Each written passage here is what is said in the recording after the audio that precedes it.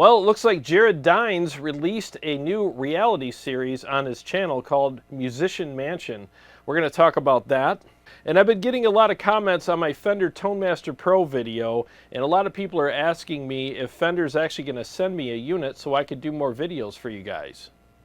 And my solo album is finally out, and we're going to talk about that and more in this episode of Riffs and Responses. Let's get started.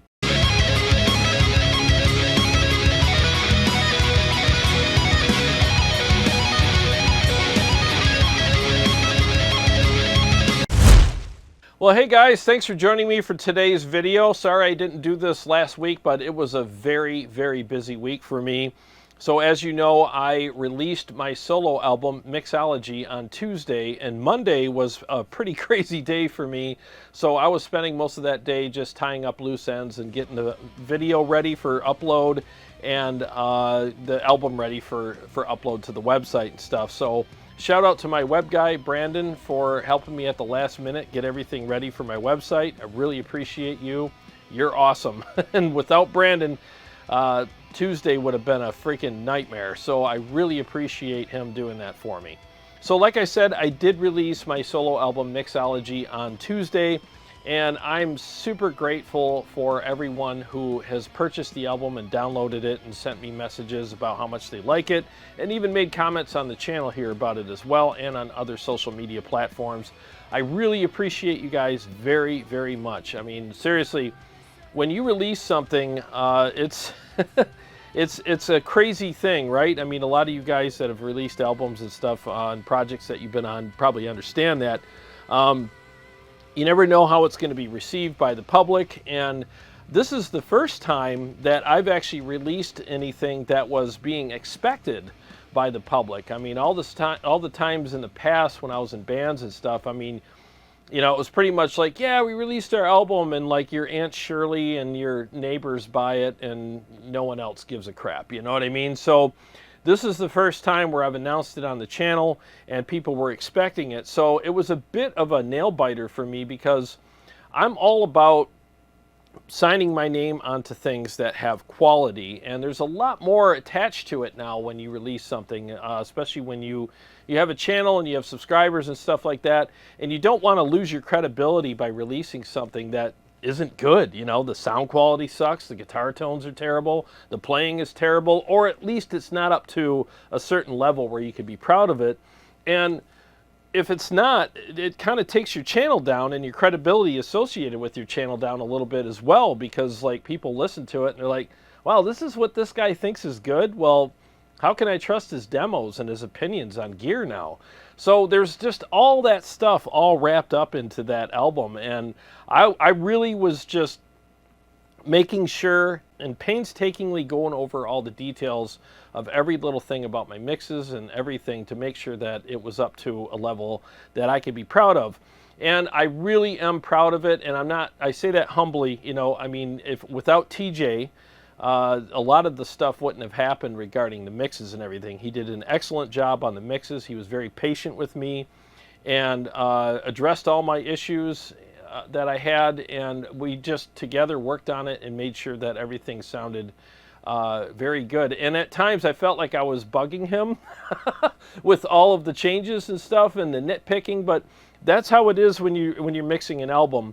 You have to do the hair splitting and the nitpicking, because at the end of the day, once it's done and it's out there, you have to live with it. And I have lived with crappy sounding albums in the past, and I just refuse to do that anymore because of all the things that I said earlier, everything associated with the channel and everything. And just on a personal note, when I listen to it, I don't want to cringe. I want to be like, oh yeah, this sounds freaking killer.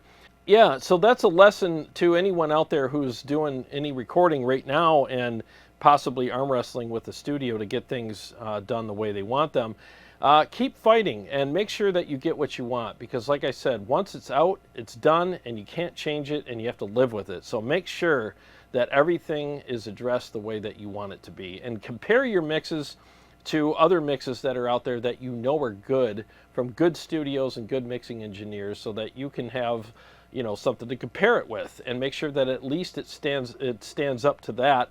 And that's what I did with the album, and it stands up to everything that I've compared it to so far, so I'm really happy with it. And again, I really appreciate everyone who has purchased it, and people watched the video and enjoyed the video for Night Terrors as well. That's kind of how I launched the album. I mean, why not launch it with an awesome video, right? So I sat on that video for a year. So, I mean, it was crazy, like sitting on that for a whole year and then finally being able to release it. And I want to give a quick shout out to Carrie for doing such an excellent job in that video. I mean, we were trying to come up with some sort of storyline or something cool to add to the video. And a couple of nights before, she started messaging me through Facebook some pictures of herself with all this makeup on. And she really creeped herself out, and she did it on her own. Like, she just did it herself. And I'm like, holy crap, that looks amazing. And I was like, who did that? She goes, I did. I was like, oh my God, who knew Carrie could do that kind of stuff? So I honestly think that she was the star of the video. She did an excellent, excellent job with everything. She looked fantastic. And she showed up and worked her butt off that day, and did a lot of stuff behind the scenes as well. And everybody listened to her as well, because she scared the shit out of everyone.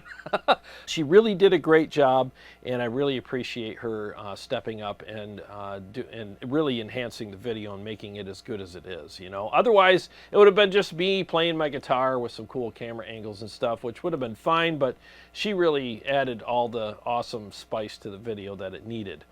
So, so yeah, if you haven't gotten the album yet, please do click the link below and get my album Mixology. Just go right to my website and get that. And I basically, so just, a little inside baseball here. I have $5,000 invested in this album, including the 2 videos that I shot. And by the way, City Lights will be released, I don't know, sometime in the future, near future anyways. But so I need to sell 500 of these just to break even. So 500 downloads, and I'll actually make my money back on all this stuff. So I would appreciate it, and I'm not trying to guilt trip you into buying it, but I'm just giving you an idea of what we're dealing with here. So if you could purchase the album, I really appreciate that. It would help. It helps me big time, and it encourages me to do more albums in the future. And I'm already writing for my next one right now. And if I know I can at least make my money back on these projects, then I'll absolutely do them. But if I can't, then it's kind of like, man, I really want to set myself up for this again in the future. So, and I'm not trying to like persuade you into doing anything by saying all this. I'm just giving you the inside baseball, and I'm sure you guys understand how all that stuff works, because you've probably released projects in your life as well. And it's nice to at least make your money back so that you can look forward to doing it again. And a lot of people are asking me as well if I'm going to put it on any streaming platforms, and the answer is absolutely not. I don't give my music away, and I think that the streaming platforms out there are an absolute joke. They're a ripoff. You don't get your due when you have stuff on there. Now, all of the big artists that have millions and millions of streams make money, because that's what it takes to make that kind of money, is millions and millions and millions of streams on all of your songs. I'm never going to get that. I mean, let's face it, I'm just not. So why should I set myself up for putting it on there so I can make a nickel a month on, my streams? It just doesn't make sense to me. So I'm going to keep it on my website, and it's only $9.99, and you get 13 songs, and you get a really good production, and you also get a list on my website of all the amps that I used in the songs, and so you can see what I use there, and pick the best tones that you like. And I don't know, it's just fun. It's nerd stuff, so you can check that out as well. And very soon I'll be releasing the backing tracks as well. So I'm looking forward to that, because I'm going to use them on my channel, and you guys get to use them as well for writing solos or just practicing to or whatever. So I thought that would be kind of fun. So yeah, just to wrap all that up, it's always just going to be on my website. I will never put it on one of those rip-off streaming platforms, because again, I'm never going to get my money back by doing that, and I'm giving them more money than I'm getting myself out of it. So it's just a complete con job, and I refuse to work with those companies. So all right, so enough about me and my stupid album. Let's get on with the comments here. So this first comment is from C Blair 9494, and this is on my 2 Notes Opus pedal. He says, very nice. I'm very torn between the Opus and the Friedman IRX to implement with my HX effects unit as a pedal board contained fly rig. Were you using your effects direct into the Opus since it doesn't have an effects loop? Well, thanks for commenting and for your question. Appreciate that. I'm glad you enjoyed the video. So basically, to answer your question first, I used the 4-cable method when I hooked the Opus up to my HX effects, and it worked perfectly. It was super easy. I love the HX effects. I use it all the time with different products such as the Opus or the IRX. It just makes things really simple and easy, and I always get really good effects and sounds out of it. So I just think it's such a great piece of gear, and I'm very grateful for Line 6 making that, because it's freaking awesome. Now, between the Opus and the Friedman IRX, that is a tough one. I mean, I think they're both really good products. With the Friedman, you're going to get the Friedman tones, right? You're going to get the plexi and the HBE or the BE tone out of it, and I think both of them were very good. So if you're happy with what Friedman has to offer in that unit regarding those tones, then maybe go with that. I love the simplicity of it. It's very easy. It's just knobs on a pedal, you know, super straightforward, very amp-like, easy to use. Yes, there's software with it as well, and that's also very cool. It also has MIDI and a lot of great features. So I think the IRX is just an absolute banger of a product. It's amazing. So, but you're a little limited, and I don't mean that in a derogatory term, but you're pretty much have the 2 Friedman tones. You know, you have the plexi and the HBE or BE tone or whatever on that, and I think it's really good. So if you're a huge Friedman fan, that might be good enough for you. But with the Opus, what you're going to get is a little more variety regarding tones. You can get more on the metal side or like the classic side as well, and they're just different. So for me, the metal tones in it I thought were pretty good. I would probably put my own IRs in it, because I think the cab emulations that were in there were decent, but I just prefer my own IRs, but thankfully it lets you put them in there. So it really comes down to that. I mean, do you want more variety? Then get the Opus. If you love the Friedman stuff, then get the Friedman. Again, thanks for commenting, and I hope that helped you out. Okay, so the next comment is from Dookie558, and this is on my 2 Notes Opus demo. He says, really got that Opus sounding awesome once you touched it. Are you planning on providing some packs of presets for live performance or use in your site? Oh, thanks, man. I'm glad that you liked how I made it sound. I really work hard on making things sound as best that I can in the videos, because I want to represent the products as good as I can, and I want you guys to enjoy how things sound as well, you know. So it's just pretty much my MO on this channel. So I'm glad that you like how it sounded. Am I planning on making some presets? You know, I never thought of that. I appreciate you asking. I would have to have one to keep in order to do that. The one that I had here was on loan from Motor City Guitar. By the way, thank you again, Motor City Guitar, for allowing me to borrow that so I can do the demo.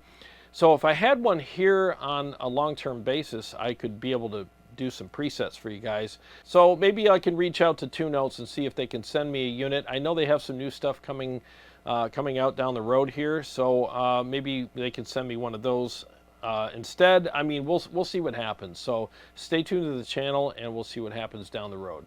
All right, this next comment is from Dale Jack Sanmo. I think that's how you pronounce it. And this is from my PV65052 versus EVH Stealth 100 video. He says, for $1,000 less than the Stealth, PV is a champion, and I think it sounded amazing for the $14.99. Well, I mean, I think that the PV sounded very good, and if you want to save money, it's not a bad way to do it.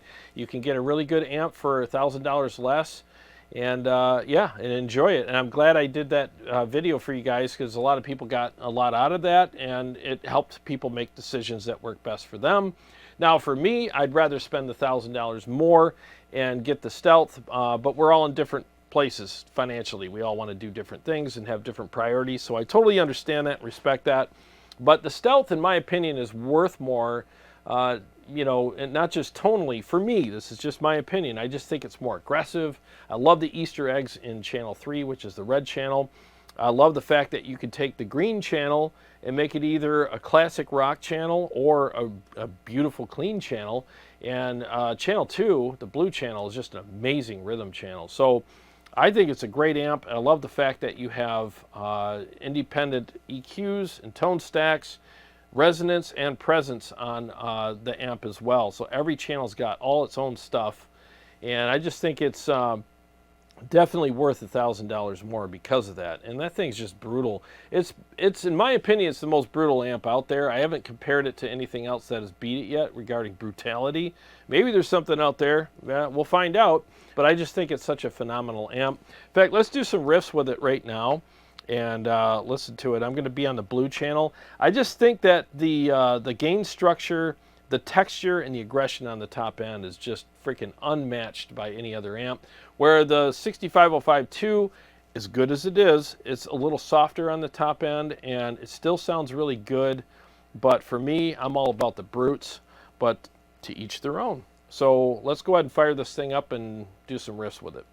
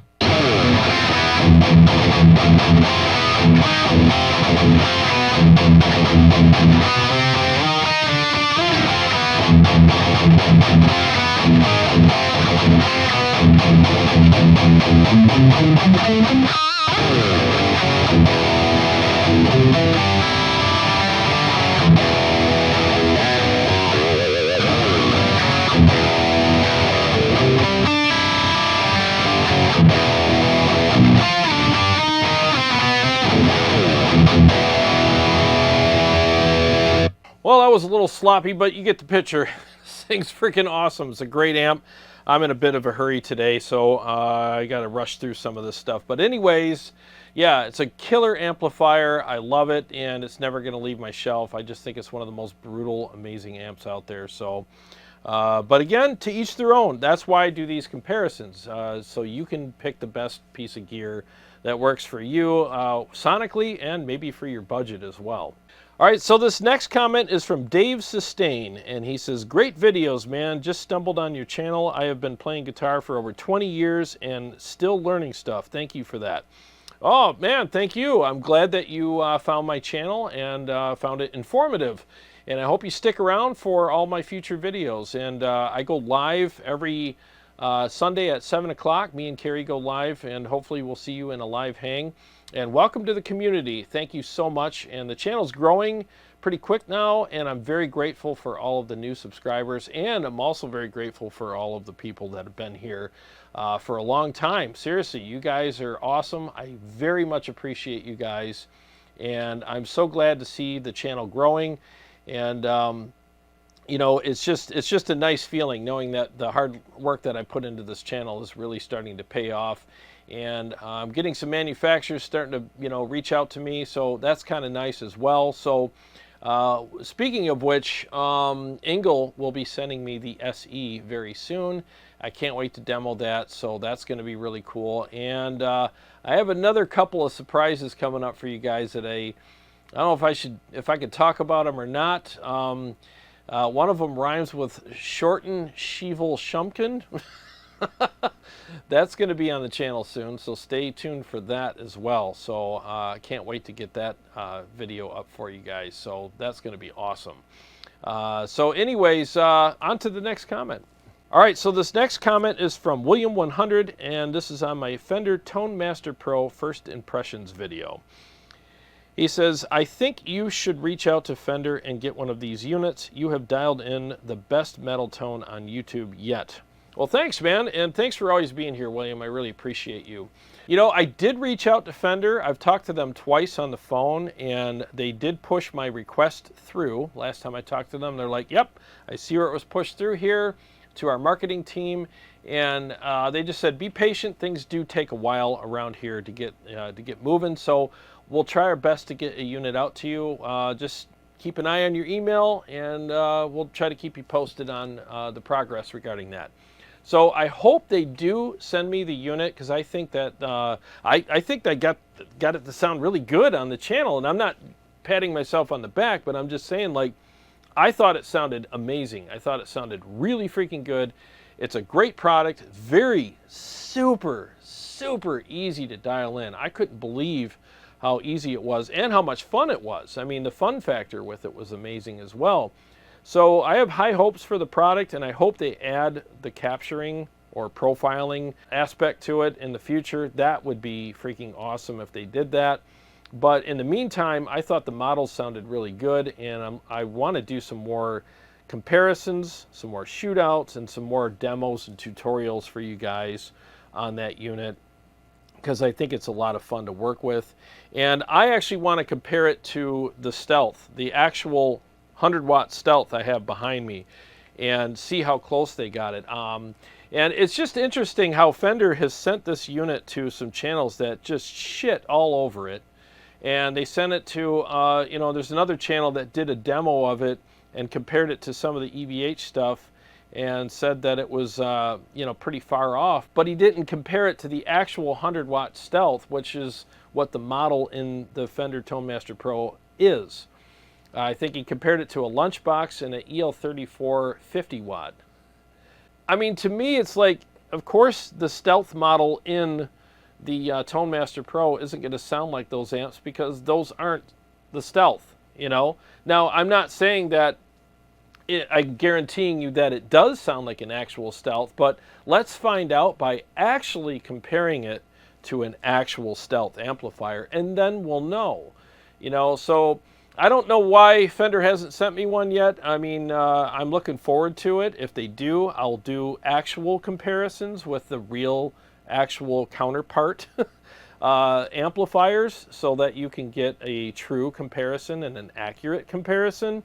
I mean, the thing is like, there's a lot of times on the channel I wanted to do comparisons, and I had something that was close or something like that, but I was like, no, why would I do that? Because it's not accurate, and I'm just misleading people, and why waste my time doing inaccurate comparisons when I can actually wait and get the right gear and do it that way?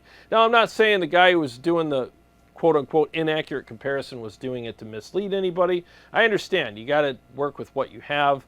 But again, don't do a comparison unless you have the appropriate gear. That's just my opinion.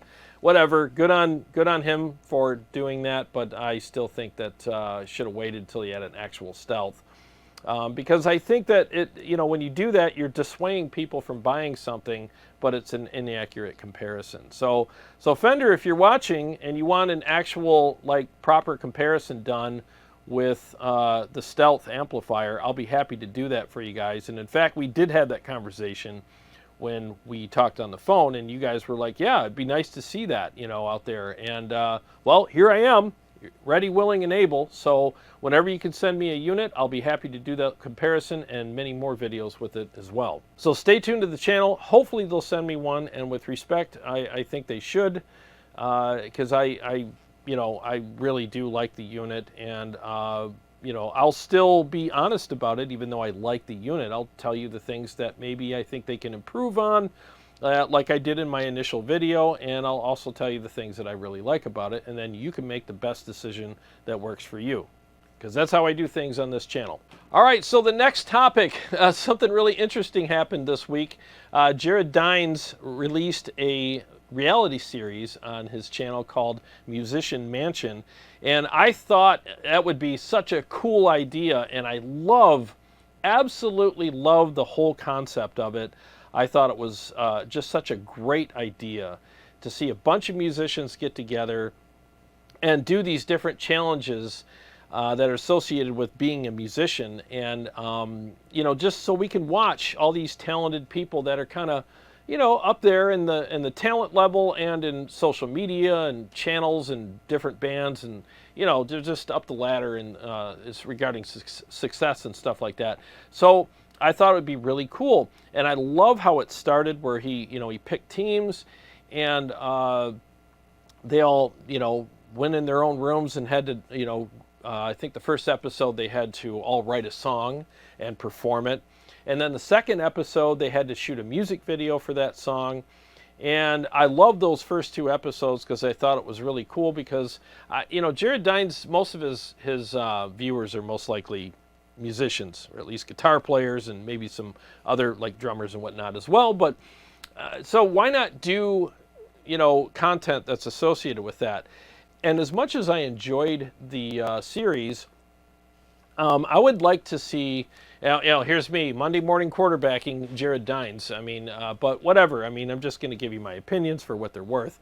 Again, I liked it, but I think that in the future, like I know they're going to do a season 2.